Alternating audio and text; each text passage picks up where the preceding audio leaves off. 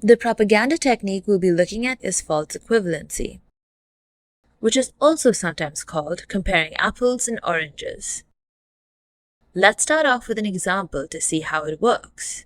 In this scenario, a cable news host is talking about the debate over climate change. He says, "Nearly all members of the scientific community agree that humans are causing climate change. But there are many senators who believe that climate change is a hoax. So at the end of the day, there are supporters and critics on both sides of the debate."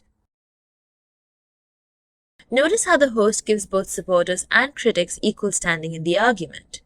While there are supporters and critics on both sides of the debate, the supporters are scientists and the critics are politicians, which may also have a vested interest in denying climate change.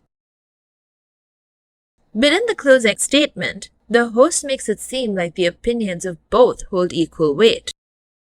This in turn makes it seem like it's impossible to draw any firm conclusions about the real cause of climate change, or even that climate change exists.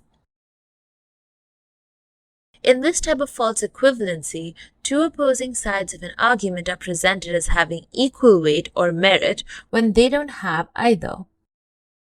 In this case, the opinion of experts is presented as being on par with the opinion of non-experts that may also have a vested interest.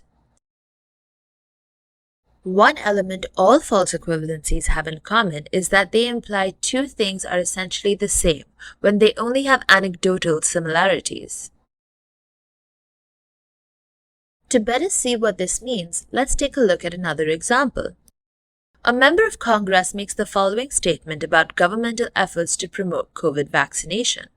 She says, "People have a choice.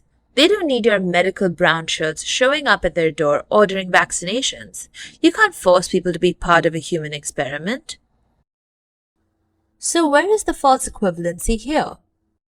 It rests in the use of the term brown shirts. The term brown shirts suggests an equivalency between healthcare workers going door to door to provide COVID vaccination information and Nazi stormtroopers going door to door to arrest and sometimes murder political opponents. And while both groups did go door to door, the similarity ends there.